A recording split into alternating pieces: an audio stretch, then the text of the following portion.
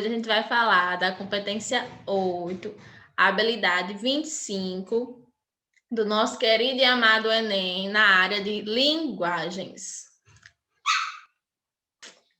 Então, uma dica para a competência 8, minha gente, é o aluno ler muito para conseguir identificar as variantes mais facilmente. Ou seja, as diferentes formas de linguagens, optando por entrar em contato com os mais diversos gêneros textuais. Lembrando que ele pode aparecer dentro da literatura, as variantes linguísticas podem aparecer dentro da literatura, essa competência pode aparecer dentro da literatura. Essa competência tem um peso muito grande na prova, então é bom a gente se ligar nisso aí. E é importante também ter a ideia de que o preconceito linguístico não tem fundamento algum. Então, no Enem, o Enem não pensa em criticar, não pensa em dizer qual é a linguagem melhor, qual a linguagem adequada, qual é a melhor linguagem. A gente tem que tirar esse pensamento da nossa cabeça de que a linguagem do outro é incoerente, a linguagem do outro é errada porque ele não fala de acordo com a norma. Não é bem assim. O Enem não está prestando atenção nisso. O Enem quer saber se você domina o conteúdo. É bom ter em mente também a questão que a gente está num país que é muito diverso. Então, são várias terras, são vários estados, e cada estado vai ter sua particularidade na linguagem, né? Então, a gente tem que ter em mente essa variabilidade da língua e deixar o preconceito linguístico de lado, porque quanto mais a gente conhece nosso país, mais a gente vai vendo a diversidade de línguas que a gente vai encontrando por aí, se a gente viaja, se a gente vai para outro estado, do outro lado do país, a gente vai ver uma forma que eles vão falar diferente da gente, vão usar palavras diferentes da gente, mas nada que a gente não vai entender. A gente vai entender, só que eles vão falar da maneira deles. Então, a gente tem que entender essa singularidade das pessoas, do seu país, seu estado, da sua cidade, porque a gente sempre vai estar tendo contato com isso. E quando a gente não tiver, a gente vai saber de alguma forma ou de outra que vai ter essa variabilidade de uma pessoa que a gente conhece. É isso mesmo. Arrasou.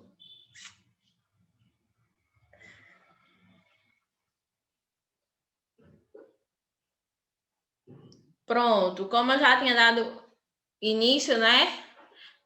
De acordo com a pesquisa que nós fizemos, a competência tem um peso muito grande na área de linguagens e é importante reconhecer a língua portuguesa como língua materna e respeitar a sua diversidade. Então, a gente reconhecer a língua materna e nos identificarmos com ela e respeitar a diversidade dela é o fundamento dessa competência. A língua.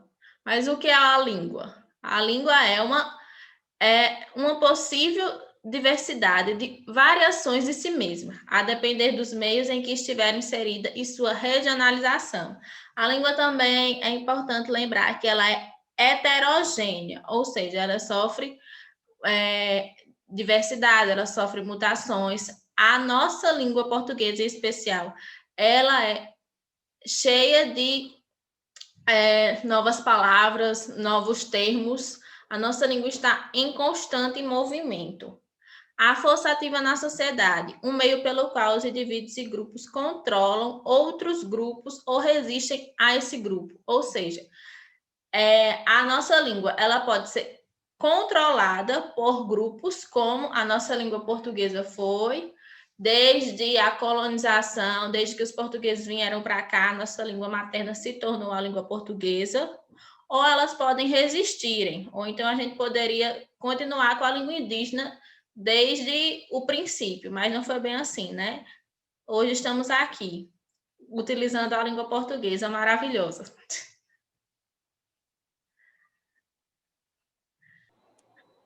A língua é para o indivíduo se identificar e se reconhecer, ou seja, a gente encontra a nossa identidade e a gente nos reconhece de acordo com a nossa língua, de acordo com a nossa forma de falar, de expressar o nosso sotaque, a nossa linguagem, como a gente utiliza, se a gente usa muito formal, informal ou regional, que a gente verá mais à frente.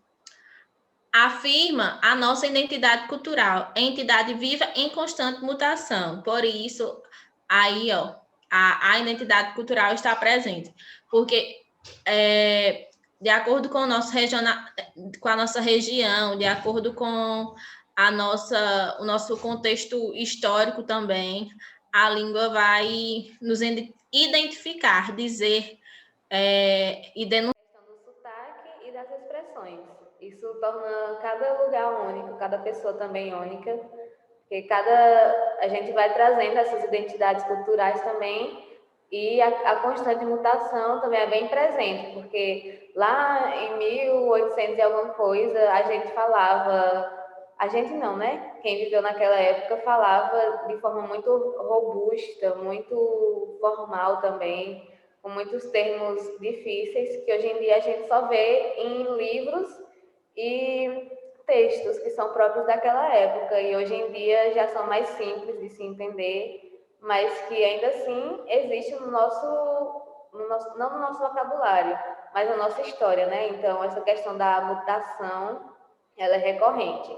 O que a gente está usando hoje pode não ser usado no futuro, mas vai ser lembrado também, mas de outra forma, né? Mais simples. Isso não quer dizer que a forma que era utilizada, por exemplo, a palavra você, que antigamente se utilizava vossa mercê, não significa que ela está errada ao ser utilizada na forma vossa mercê. Não significa. E isso cai muito no Enem, gente. É bom a gente prestar atenção.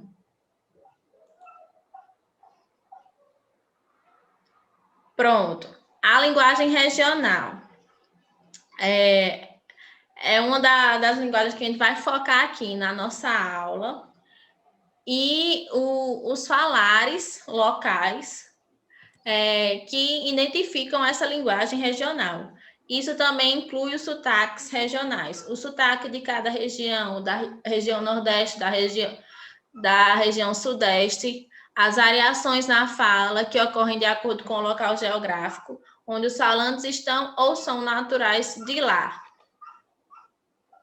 Os dialetos, ou seja, os dialetos podem ser naturais daquela região ou aquela região tomou aquela palavra para ela.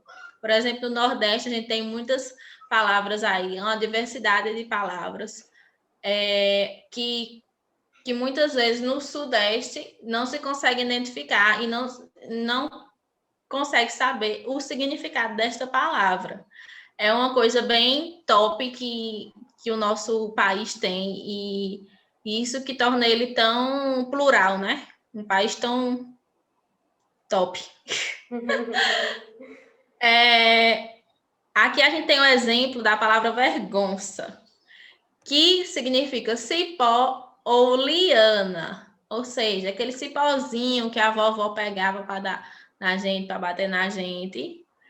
Há alguns lugares daqui do Nordeste o conhecem por vergonça, mundiça, alguém sem educação que gosta de arrumar briga.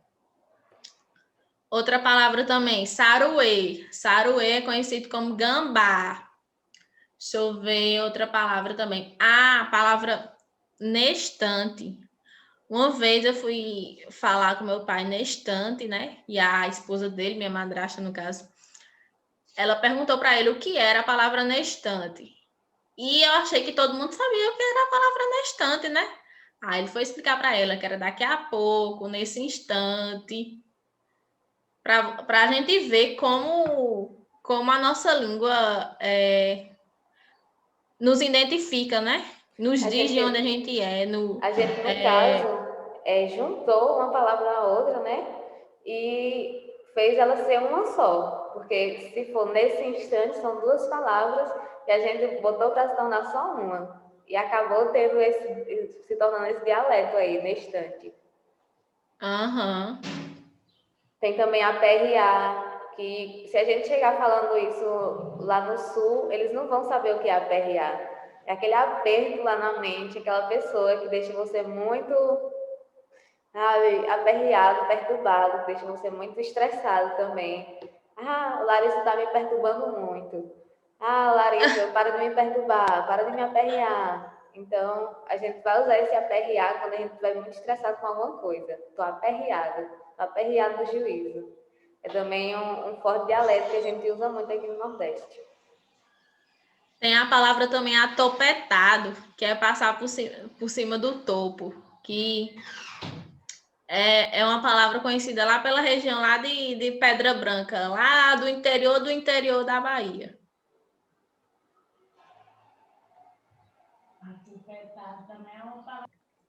É o meio de expressão do cotidiano para que as mensagens sejam decodificadas apenas pelo próprio grupo.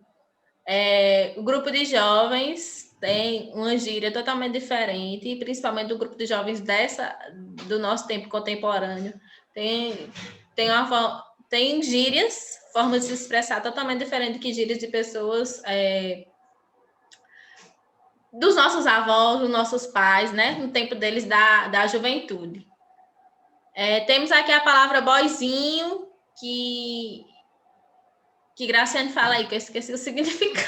Boizinho é uma gíria para garoto ou garota. Normalmente a gente usa em relação a alguém que a gente está gostando.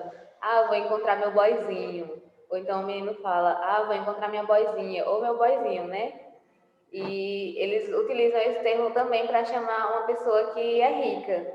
Em outras situações, ah, essa pessoa é muito boizinha porque pode comprar o último iPhone lançado. Então, vai ter esses dois sentidos para boizinho, só que também é uma palavra derivada do inglês. Então, tem essa mutação, tem essa diversidade também e a questão da pluralidade para trazer o inglês para o nosso vocabulário no português. Também tem a palavra patricinha, né? Que também é utilizada para pessoas que são de um nível de classe social mais elevado. Nem todas as pessoas que se exprimem através da linguagem popular usam gírias. Geralmente as gírias são conhecidas mais no meio da juventude. Muitas vezes os mais velhos nem sabem, ou nem conhecem, nem sabem identificar. Minha mãe mesmo apanhou para aprender o significado da palavra crush. E acho que ela nem sabe o significado. Eu acho que ela só fala mesmo. É assim mesmo. A geração que está vindo trazer esse novo vocabulário dificilmente vai conseguir que os mais velhos entendam as expressões que eles usam no dia a dia ultimamente, né?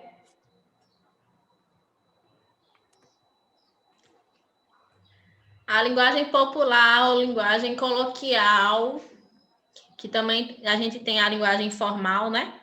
É espontânea e usada no dia a dia pelas pessoas, mostra-se quase sempre rebelde à norma padrão e é carregada de vícios de linguagem. Apresenta gírias e preferência pela coordenação, que ressalta o caráter oral e popular da língua. Ou seja, ela é mais comum e é mais presente na nossa fala, no nosso diálogo oralmente. Ela é mais popular, encontrada em ambientes que a gente está com a família, está com amigos, que a gente escuta uma novela geralmente sempre tem as palavras, a linguagem um tanto informal, um tanto popular, de acordo com cada região também, né? A gente traz isso, a língua tem uma forma tão interessante de se encontrar e ao mesmo tempo se separar, e é um bagulho muito doido. E na questão da linguagem popular ou coloquial também, a gente tem muito essa questão de regionalismo dentro de uma só região. Então, em uma só cidade, sempre vai ter diversos grupos que também vão falar diferente mesmo morando na mesma cidade. Vai ter o pessoal de uma classe mais abastecida e que vai falar de uma forma, e o pessoal de outra classe vai falar de uma forma mais tranquila, uma linguagem mais popular ou coloquial também. Então, eles vão usar outros termos, outros dialetos, que uma pessoa de outro lugar, da mesma cidade, não vai entender. Então, sempre também vai ter essa pluralidade em questão do regionalismo. Mesmo estando no mesmo local, vai ter pessoas falando diferente.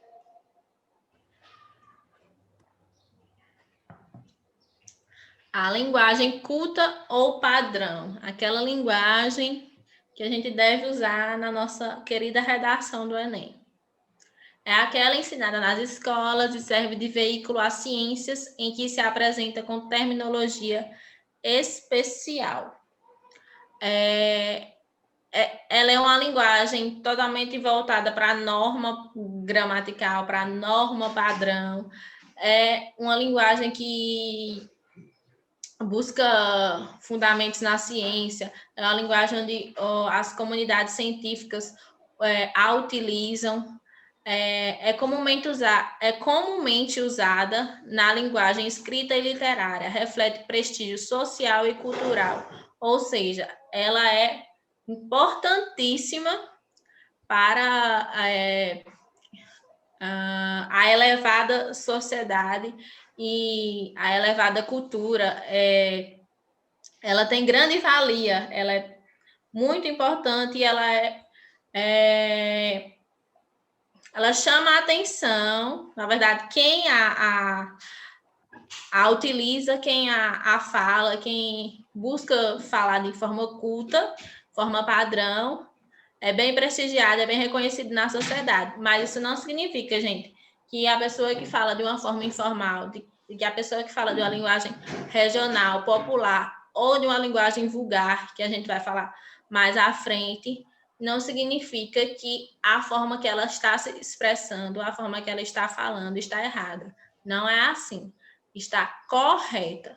Mas, de acordo com a escrita e a literatura, a linguagem utilizada é a linguagem padrão, é a norma gramatical. Utilizar as conjunções, as vírgulas, pontuação, tudo no padrãozinho. Ela está presente em aulas, conferências, comunicações científicas. E também a gente vê, é comum a gente ver essa linguagem mais em questão da culta em livros mais antigos e esses livros que trazem dados históricos. Então, a gente sempre vai ter contato com a linguagem culta dentro desses livros. E a linguagem padrão, a gente vai ver em provas que a gente faz na língua portuguesa. Sempre vai ter esses exemplos de linguagem culta ou padrão que a gente vai tendo contato. A gente vai tendo contato com o coloquial, com a linguagem mais popular, e também a gente vai tendo contato com a linguagem culta padrão, porque é importante que a gente tenha contato com todos esses traços da linguagem para que a gente entenda que essa diversidade, no caso da nossa língua, e de outras línguas também. Então, sempre vai ter, porque a gente, em uma linguagem culta ou padrão, a gente não vai ter nenhuma abreviação ou nenhum dialeto. É mais comum que a gente veja a linguagem mais robusta, algo mais difícil de falar, e que às vezes a gente fica até confuso no significado. Mas se a gente for procurando ler para entender mais, a gente entende melhor a linguagem, tanto a culta quanto a padrão. Os jargões. O jargão é relacionado ao meio profissional, caracterizando um linguajar técnico. Geralmente, os médicos utilizam, por exemplo, a palavra dor de cabeça, cefaleia, no meio da informática. As pessoas que se comunicam, conversam de acordo com um linguajar técnico, por exemplo. Vou ali fazer um job. Também tem o corre também, né? Que a gente está usando muito, que tanto vai para jargões como para gíria, né? Sim. Dependendo da situação. Também a gente tem a linguagem vulgar. A linguagem vulgar, de acordo com o linguista Dino Preti, ela é ligada aos grupos extremamente incultos e ou analfabetos, ou seja, aos que têm pouco ou nenhum contato com as normas. A linguagem vulgar, então, está relacionada mais às pessoas que não tiveram oportunidades de estudo, que não tiveram oportunidades de conhecer a língua. Por exemplo, a frase vou ir no banheiro. Geralmente a gente fala, vou ir no banheiro, mas tem pessoas que falam, vou ir no banheiro porque não sabem ou nunca conheceram, nunca tiveram a oportunidade de conhecer a forma,